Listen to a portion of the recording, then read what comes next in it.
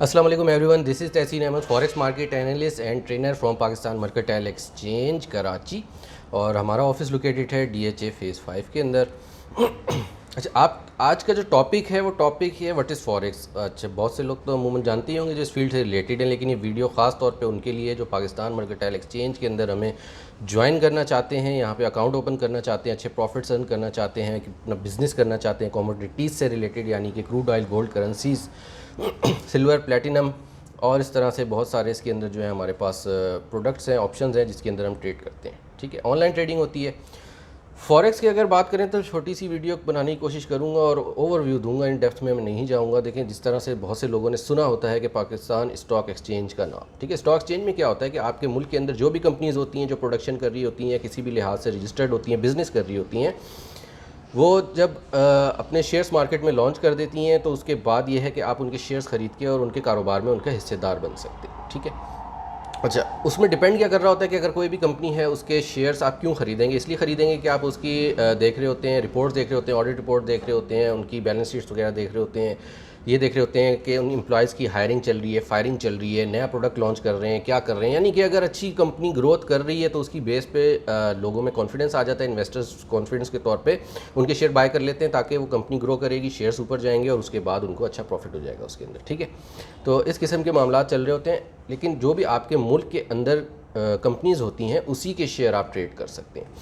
Forex क्या है? Forex जो है कि इंटरनेशनल मार्केट है, पूरी दुनिया मिलके इसको चला रही है। ठीक है, गोल्ड के रेट जो आपका गोल्ड किसी स्मिथ के पास आप जाते हैं, वहाँ से गोल्ड हर किसी ने बनाया होता है शादी ब्याह के लिए या किसी भी मसले के लिए इन्वेस्टिंग के तौर पे, तो उनके पास जो रेट चेंज हो रहे होते हैं, आज का रेट ये है, आज का रेट ये है, तो यहाँ पे फ्यूचर मार्केट में हमारे पास वो रेट फर्स्ट एंड पे ट्रेड हो रहे होते हैं, देन पूरी दुनिया में फॉलो हो रहे होते हैं। क्रूड ऑयल का भी इसी तरह से हिसाब होता है, लेकिन उसके अंदर थोड़े से और फैक्टर आ जाते हैं कि गवर्नमेंट क्या सब्सिडी दे रही है और उनका क्या कॉस्ट पड़ रही है, उस हिसाब से रिफाइन वगैरह करके उसके अंदर रेट का थोड़ा चेंज आ जाता है। लेकिन क्रूड ऑयल, खाम तेल जो होता है, उसकी ट्रेडिंग भी हमारे पास फर्स्ट एंड पे यहाँ पे हो रही होती है। इसी तरह से सिल्वर होता है, कॉपर होता है और बहुत सारी चीज़ें होती हैं। और करेंसीज़ होती हैं, जैसे किसी ने भी ट्रैवल किया होगा बाहर, पता होगा, मनी एक्सचेंजर के पास जाते हैं कि जी हमें करेंसी जो है दे के हमें AED चाहिए, USD चाहिए, GBP चाहिए, यूरो चाहिए, कुछ भी चाहिए, बाइंग या सेलिंग करनी है, तो उनके पास भी एक बाइंग और सेलिंग का रेट आ रहा होता है कि आपने अगर बेचना है तो इतने का लेंगे, ख़रीदना है तो इतने का लेंगे, देंगे आपको। तो वो भी हमारे पास ही फर्स्ट एंड पे यहाँ पे ट्रेड हो रहा होता है। बैक इसकी जो इकोनॉमिकल इवेंट्स होते हैं, USD दुनिया की बेस करेंसी है, उसके हिसाब से जो है इम्पैक्ट आ रहा होता है। सेफ़ हेवन हमारे पास गोल्ड कहलाता है। रियल वैसे दूसरी और सेंस में हम देखें तो प्रॉपर्टी भी आती है, लेकिन हमारी चूँकि इस फील्ड में नहीं होती, उसकी मैं बात नहीं करूँगा। गोल्ड सेफ़ हेवन होता है। उसके अलावा US डॉलर जो है हमारे पास सेफ़ हेवन के तौर पर मार्केट के अंदर, इसके अंदर बाइंग की जा रही होती है और या फिर सेलिंग की जा रही होती है। डिपेंड कर रहा होता है करंट अफेयर्स क्या चल रहे हैं, इलेक्शंस तो नहीं चल रहे। इसी तरह यूरो जोन में देखा जाता है, फेड का इधर FOMC है, federal reserve bank of America जो है उसके चेयरमैन इंटरेस्ट रेट हाइक कर रहे हैं या फिर कट कर रहे हैं। उसके अलावा ये है कि कोई मतलब जैसे अभी कोरोना की वबा आई, उसमें गोल्ड बहुत शूट कर गया, तो इसके पीछे बहुत सारे फैक्टर्स होते हैं, फंडामेंटल फैक्टर्स कहलाते हैं। देन आफ्टर हम टेक्निकली उनको देख के उसके अंदर मार्केट में एंटर हो रहे होते हैं। तो एज अ मार्केट एनालिस्ट जो है मैं भी इस मार्केट को देख रहा होता हूँ। ठीक है। अच्छा, फॉरेक्स क्या है कि फॉरेक्स की अगर वैसे बात की जाए तो देखिए, कारोबार बहुत शुरू से हो रहे हैं। जब भी हमारे पास डिजिटलाइजेशंस नहीं थी, ऑनलाइन प्लेटफॉर्म्स नहीं होते थे, तब भी होते थे। ठीक है, और ये कारोबार का एक हिस्सा रहा है, आज भी होता है, पहले भी होता था कि जो भी अगर किसी शख्स के पास अच्छे पैसे हैं तो वो जाके कोई भी कहीं भी जाके मंडी के अंदर माल उठा लेता है और उस माल को उठा के बुक करके वहीं रख देता है, वहीं से सोल्ड आउट कर देता है या उसको डिस्ट्रीब्यूट करके सोल्ड आउट करता है, उसके ऊपर डिपेंड कर रहा होता है। तो इसी तरह से जब दो फैक्टर थे, सबसे पहला फैक्टर तो ये कि ये काम बहुत पुराने अरसे से हो रहा था लेकिन इसके अंदर होता क्या था कमोडिटीज़ ट्रेडिंग के अंदर ख़ास तौर पे कि अब बड़े इन्वेस्टर्स जिनके पास अच्छा पैसा है वो सिर्फ ये काम कर पाते थे। ठीक है, जिनके पास बड़ा पैसा है वो लेंगे माल को, अपने पास स्टॉक कर लेंगे, देन उसके हिसाब से रेट ऑपरेट करेंगे। लेकिन होता क्या था कि अब अगर बड़े बड़े लोग जिनके पास अच्छा पैसा है वो बहुत ही कम होते थे, तो उसके हिसाब से क्या होता था कि लिक्विडिटी नहीं आती थी मार्केट में। सबको ही पता चल गया कि अब डिमांड बढ़ने वाली है, सबने ही ख़रीद लिया और उसके बाद स्टक हो गया, अब सेल किसको करें। तो इस बिहाफ पे जो है मार्केट के अंदर रिटेल इन्वेस्टर्स को भी लाया गया ताकि जो है मार्केट का बैलेंस बरकरार रहे, मार्केट में लिक्विडिटी बनी रहे। दूसरी बात ये थी कि जब सेकेंड वर्ल्ड वॉर हुई उसके बाद काफ़ी मामलात ख़राब थे दुनिया के अंदर, जापान इधर उधर, तो फिर क्या हुआ कि कारोबार के लिए लोगों को मौके चाहिए थे कि अपने ही मुल्क में बैठ के अगर रिसोर्सेज कम है तो वो दूसरे ममालिक के साथ कोई एक ऐसी मार्केट चाहिए जहाँ पे हर शख्स बैठ के अपने मुल्क के अंदर, अपने ऑफिस के अंदर, अपने घर के अंदर से इवन के बैठ के ट्रेड कर सके, मार्केट के अंदर माल ख़रीद सके, गोल्ड, क्रूड ऑयल और ऐसी ऐसी चीज़ें, और वो भी कम पैसे से, छोटे पैसे से। इसके अंदर एक लेवरेज प्रोवाइड किया जाता है। लेवरेज का कॉन्सेप्ट भी एक डिटेल में चला जाता है। लेवरेज यही होता है कि यानी कि अगर आपके पास 1 लाख रुपए हैं और आप गोल्ड उससे जो है वो बाइंग करना चाह रहे हैं, कारोबार करना चाह रहे हैं 10 लाख के गोल्ड से, तो वो कर सकते हैं। वो एक डिटेल टॉपिक है, ठीक है। लेवरेज के ऊपर मैं वीडियो बना दूंगा। तो इस तरह से बहुत अच्छे अच्छे मौके जो है वो फराहम किए गए, और उसके बिहाफ पे फिर ये हो के आगे चल के फिर डिजिटलाइजेशन हो गई, प्लेटफॉर्म सारे ऑनलाइन हो गए। हमारे पास MT4, मेटाट्रेडर 4, MT5 प्लेटफॉर्म्स आ गए, यानी कि अब तो मोबाइल के ऊपर ही बैठ के सारे काम ईजीली हो जाते हैं, ठीक है। तो ईज़ ऑफ एक्सेस जो है वो तो हमेशा से ही नीड रही है। तो उस हिसाब से हम फॉरेक्स मार्केट के अंदर ट्रेड कर रहे होते हैं, और मार्केट फंडामेंटल और टेक्निकल 2 बेस के ऊपर काम कर रही होती है। हम फंडामेंटली भी देख रहे होते हैं, यानी कि current affairs, news, economical data, GDP, interest rate और भी बहुत सारी चीज़ें होती हैं, और फिर इन डिटेल टॉपिक चला जाएगा बहुत ज़्यादा। और उसके बाद क्या होता है कि हम डिसीजन ले रहे होते हैं मार्केट में कि हमें क्या लग रहा है।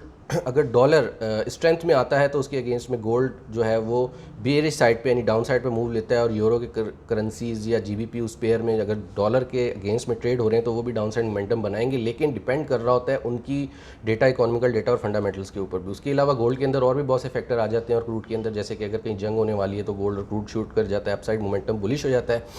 उसके अलावा सप्लाई डिमांड का रूल जो किसी भी बिजनेस का एक बैकबोन है, सबको ही पता है, तो वो ही इसी मार्केट के अंदर जो है वो मेन फैक्टर काम कर रहा होता है, ठीक है। और हम उसी के बिहाफ पे देख रहे होते हैं कि जी अब मार्केट में किसी चीज़ की सप्लाई आने वाली है, डिमांड आने वाली है, तो हम बाइंग कर लें या सेलिंग कर लें। अगर ऑलरेडी बाइंग में है तो उसकी प्रॉफिट टेकिंग कर लें या उसको सेल कर दें। तो यहाँ पे पाकिस्तान मर्केंटाइल एक्सचेंज के अंदर मैं वैसे भी सबको बोलता हूँ कि जी आएँ, अकाउंट खोलें। गवर्नमेंट का इदारा है, गवर्नमेंट इसकी बैक पे है। इसके अंदर काफ़ी सारे ब्रोकर्स काम कर रहे हैं। डिपॉजिट विड्रॉल बहुत ही ईजी है।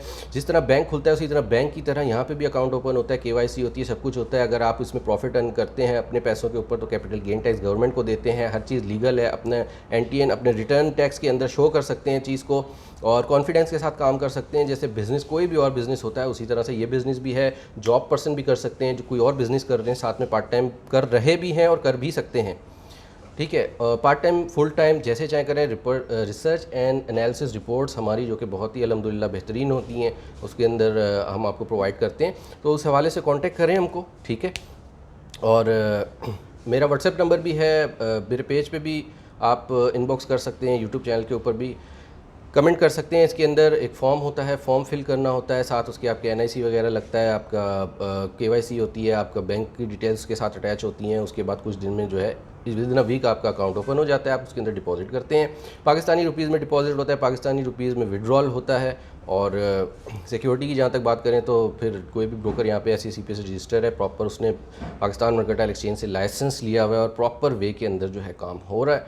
बहुत अच्छा काम है, बहुत अच्छे इसके अंदर आप जो है एक कारोबार की हैसियत से इसके अंदर अर्निंग्स कर सकते हैं, ठीक है। और मज़े की बात यह है कि ऑनलाइन है, जॉब कर रहे हैं, बिज़नेस कर रहे हैं, कुछ भी कर रहे हैं उसके साथ कर सकते हैं। और कोरोना की वबा और इस तरह की जैसे जो मामलात होते हैं उसके अंदर तो हमारी मार्केट और अच्छी रहती है। जहाँ दुनिया ने ये फेस किया कि उनको प्रॉब्लम्स आ गई कि जनाब उनके कारोबार फिजिकल ख़त्म हो गए और बहुत ही बुरी हालत थी, तो यहाँ इस मार्केट के अंदर रुझान और बढ़ गया। $4 ट्रिलियन डेली का टर्नओवर इस मार्केट का था, जो कि $6 ट्रिलियन के ऊपर चला गया, ठीक है। तो उसकी क्या वजह थी? यही थी कि जब सब घरों में कैद हो गए और कुछ कारोबार फिजिकल रहा नहीं अच्छा, तो फिर उसके बाद लोगों ने इंटरेस्ट शो किया कि जनाब अब ऐसे ऑनलाइन काम में और भी जगह गए, ई-कॉमर्स, इधर उधर इंडस्ट्री, हर किसी में बूम आया, लेकिन फॉरेक्स के अंदर स्पेशली बहुत ज़्यादा बूम आया।